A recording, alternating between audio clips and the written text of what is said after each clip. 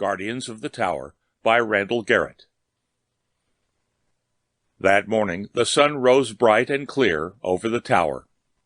John woke, clambered to his feet, and rolled his sleeping bag. Within 5 minutes he was fully awake and ready to protect the tower against its enemies. He took his station and stared over the sea. Far in the distance he could make out the bomb-blackened city. Off to the left was the spot of green that indicated the village of the Free People. Somewhere beyond were the lands of the Wild Ones, the ones John was here to defend the tower against. "All well to the east," he cried when his turn came. The other guardsmen, stationed in a circle around the tower, called off their observations in turn. The morning passed slowly. A little before noon, the man at the top of the tower cried, "Enemy boat approaching! Prepare to defend the tower!" John's mouth tightened, and he squinted toward the dot of light on the sea that was a boat of the Wild Ones. Slowly, he drew his sword and whisked it through the air a few times, loosening his wrist. It was the first time in over a month that he had been called upon to do battle in the name of the tower.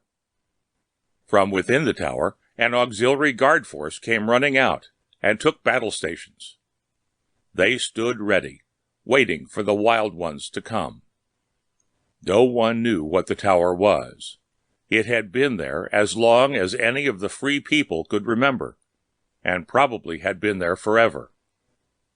It was sacred to them, and for that reason was under constant attack by their enemies from the wild places.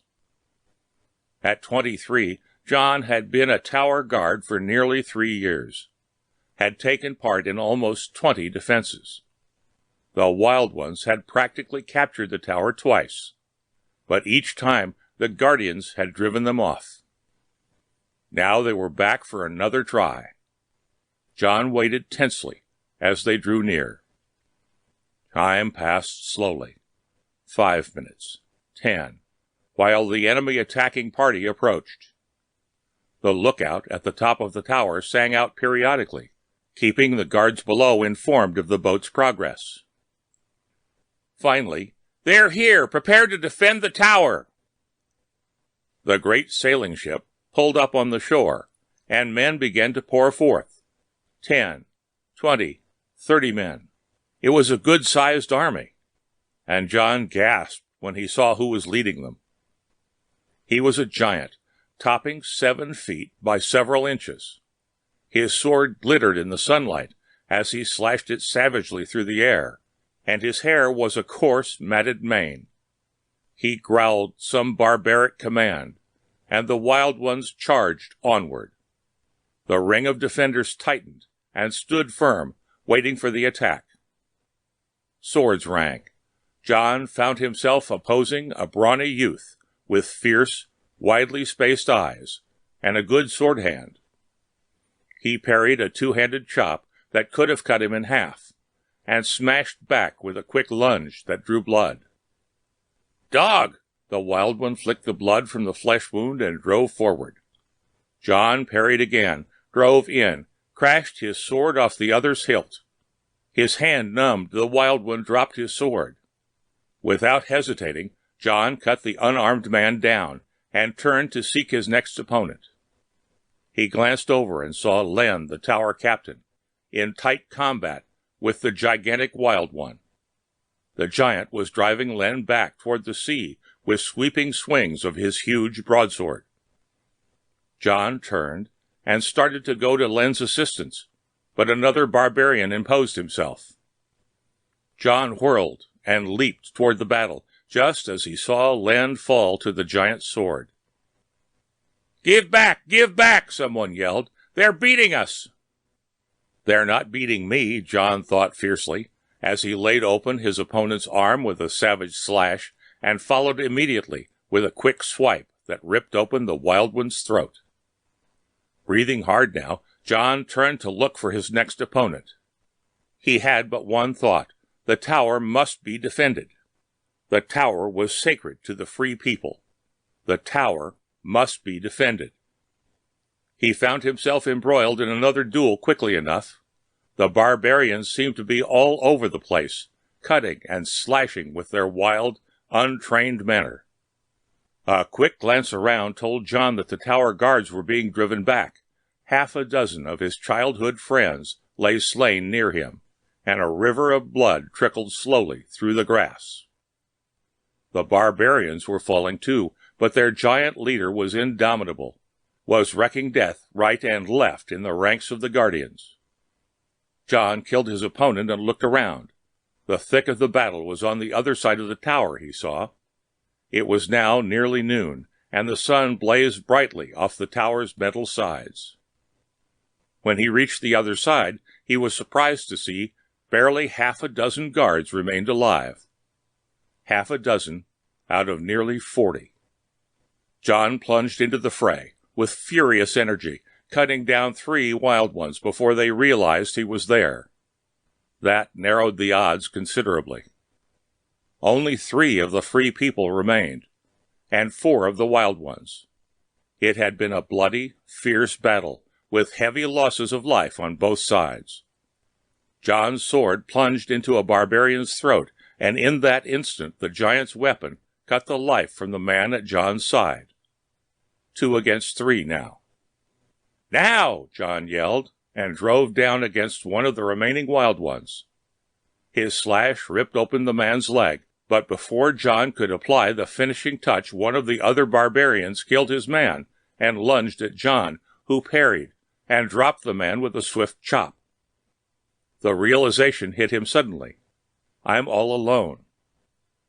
And the gigantic wild one was moving slowly toward him to finish off the last of the tower guards. John set his lips grimly. So the tower would fall, after all, to the barbarians? Not lightly, he thought, and waited for the giant's advance. The sword the giant swung was nearly 4 feet long. It cut a sizzling swath through the air as he approached. John moved back up against the comforting bulk of the tower itself and prepared to defend the tower to the death. The giant charged. John parried his wild blow, felt the stinging shock ripple up his arm as their swords clashed together. He initiated an assault of his own, but the wild one laughed derisively and parried as if he were fighting a child. "Ho, free one! The tower is ours!"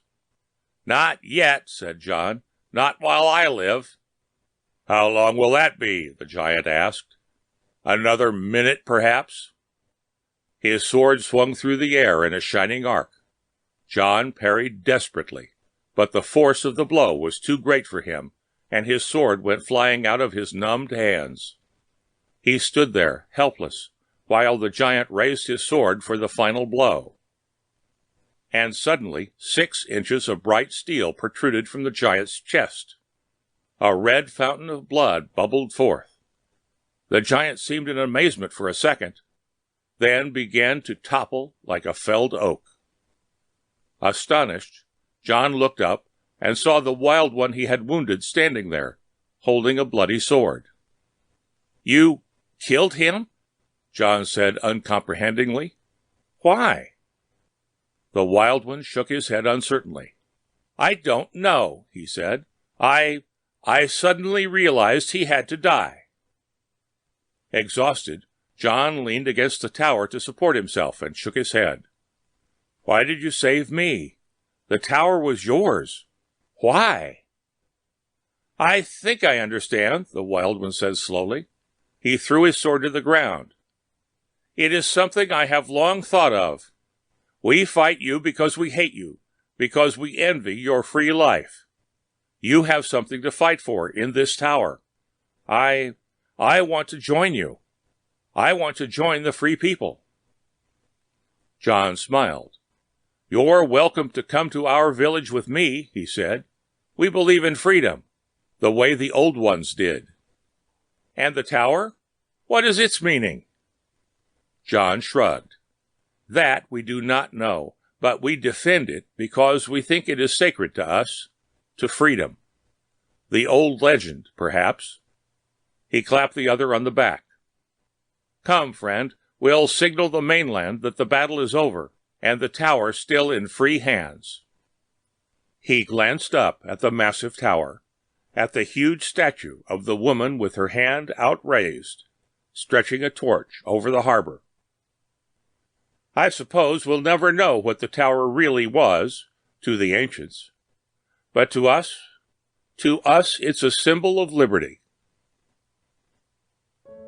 The end of Guardians of the Tower by Randall Garrett.